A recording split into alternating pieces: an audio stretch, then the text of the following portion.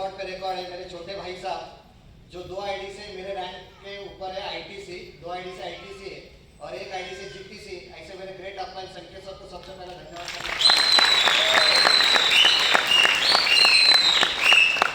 इस इंडस्ट्री में इंडिया का पूरा भविष्य छुपा हुआ है।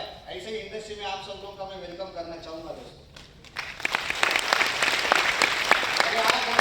आप सोचते रहिए कि अरे इंडिया का भविष्य कैसा है इस इंडस्ट्री में। अभी मैं आपको सवाल पूछता हूँ कि भारत का भविष्य किसके हाथ में होता है? यंग जनरेशन के हाथ में होता है, बराबर है। और इंडिया का जो पॉपुलेशन है ना, उसके 51% यंग जनरेशन का पॉपुलेशन है, जो 20 से लेकर 35 साल की उम्र के लोग।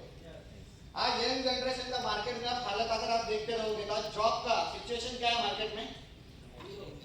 कुछ भी नहीं है। मतलब गारंटी नहीं कि आज आपको लगता है आपका जॉब है लेकिन कल रहेगा इसकी कोई गारंटी नहीं। मतलब आज बेरोजगारी बढ़ रही है, बराबर है। लेकिन बेरोजगारी के साथ साथ और एक प्रॉब्लम मार्केट में बहुत आ रहा है दोस्तों, वो है अंडर एम्प्लॉयमेंट। अंडर एम्प्लॉयमेंट आपको पता है क्या? मतलब जिसको जॉब है उसकी कैपेसिटी उसके डिग्री के हिसाब से लाख रुपए की है लेकिन उसको 20,000 रुपए सैलरी दी जाए। ऐसा प्रॉब्लम है मार्केट में। ऐसे मार्केट में 51% जो पॉपुलेशन से जो लोग हैं, ऐसे मार्केट में बहुत सारे लोग आज घूम रहे हैं। ये सब लोग कहाँ पे आने वाले फ्यूचर में? कहाँ पे आने वाले? माय लाइफस्टाइल में, डायरेक्ट सेलिंग इंडस्ट्री में। इसलिए तो मैंने कहा कि इंडिया का भविष्य है बिजनेस।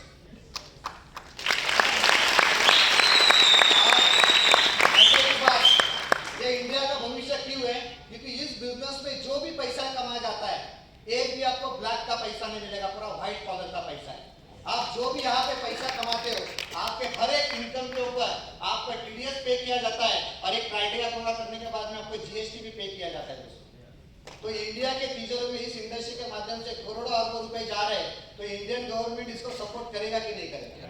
और आज गवर्नमेंट खुद कह रही है, मैं नहीं कह रहा, गवर्नमेंट खुद कह रही है। मैंने हमारे जो रिस्पेक्टेड हमारे जो सेंट्रल मिनिस्टर जो है नितिन गडकरी साहब, उनका मैंने एक सेंटेंस सुना, शायद आप लोगों ने भी सुना रहेगा कि आज मार्केट में हालात इतने खराब है नोकरी के, तो आज के बाद में लोगों ने क्या बनना चाहिए? लोकांनी हे बनलं पाहिजे की नोकरी मागणारे बनू नका, नोकरी देणारे बना।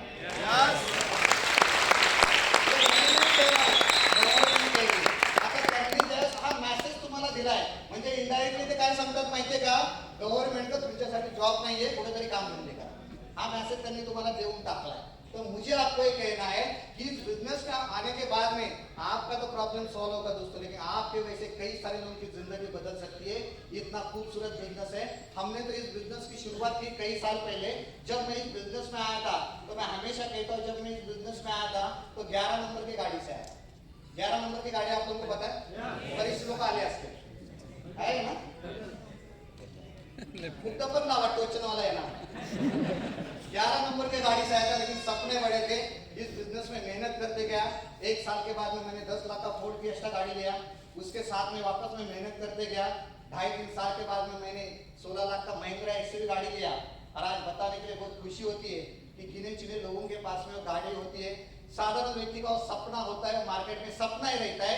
ऐसे ब्रांड में आज मैं घूम रहा हूँ, जिस ब्रांड का नाम है दोस्तों मर्सिडीज बेंज, जिसकी कीमत है 250 लाख।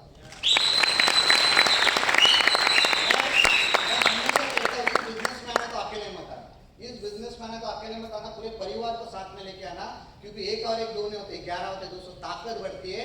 आज हम इस बिजनेस में 3 भाई काम कर रहे हैं। हम तीनों सगे भाई इस बिजनेस में फुल टाइम काम कर रहे हैं। जिस व्यक्ति ने मुझे बिजनेस दिखाया, मेरे से 4 साल से छोटा है, मेरा सगा भाई, जिसने जब इस बिजनेस की शुरुआत की थी ना, तो ऐसे मुझे प्रेजेंटेशन में बिठाया गया था। उस टाइम में इतना जबरदस्त प्रेजेंटेशन नहीं होता था। छोटे से क्लासरूम में 20-25 लोगों के बीच में मुझे बिठाया गया था और बोर्ड के ऊपर समझाया जा रहा था कि इस बिजनेस के माध्यम से आप कैसे लाखों रुपए कमा सकते हो और आपकी जिंदगी को बदल सकते हो। मैं सुन रहा था, लेकिन जैसे वहां पे बताया गया कि आप हफ्ते के लाखों रुपए कमा सकते हो, मेरे पाइपलाइन में घुसा नहीं, मैं उठ के बाहर निकल गया। जैसे मैं हॉल के बाहर उठ के निकल गया, मेरे सगे भाई को ऐसा लगा कि दादाला कदाचित बिजनेस चांगला वाटला असेल, एटीएम मध्ये पैसे आणायला गेला। आपके बाजू में चेयर खाली है, अगर आपके बाजू का बंदा बाहर गया तो एटीएम ला नहीं गेला तो घरी पळून गेला। बाहर आके मुझे पूछता, दादा काय झालं, बिजनेस तुला आवडला करायचा? अभी मैं उसको ना भी नहीं बोल सकता था, क्योंकि मेरे पिताजी 26 साल पहले गुजर गए। उसके बाद में मेरे 6 साल के बाद में, उसके बाद में मेरी माँ गुजर गई थी। काम दोनों ने साथ में मिलकर घर खर्चा चलाने के लिए मार्केट में बहुत सारे काम धंधे किए। और इस बिजनेस को डायरेक्ट अगर मैं ना बोलता तो नाराज होता था, तो मैंने मेरे उम्र का और एज्युकेशन का फायदा उठाया और उसको कहा बघ तुझ्या पेक्षा 4 उन्हाळे पावसाळे मी जास्त बघितले, दुनियादारी मला जास्त माहिती आहे, चुकून जर या बिझनेसची सुरुवात केली असेल तर सगळ्यात पहिला हा धंदा तू बंद करा आणि मला पण जोड। इतना जबरदस्त मैंने राय दे दिया, मेरे भाई को मैंने ना बोला, लेकिन मेरा सगा भाई मेरे लिए रुका नहीं। ये मैं मैसेज किसको देना चाहता हूँ पता है? हमारे यहाँ पे जितने भी लीडर्स लोग और डिस्ट्रीब्यूटर्स लोग अपने खास लोगों को आज यहाँ पे लेके आए।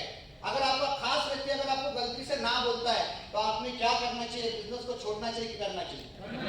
मैं बोलता हूँ करना नहीं चाहिए। जो व्यक्ति आज आपको ना बोलेगा उसको बोलना थैंक्स, मेरे अंदर की जो आग बुझ रही थी ना, आज उसको आपने वापस भड़काने का काम किया। अभी तो कुछ ऐसा करके दिखाऊंगा कि मेरे सक्सेस को देखकर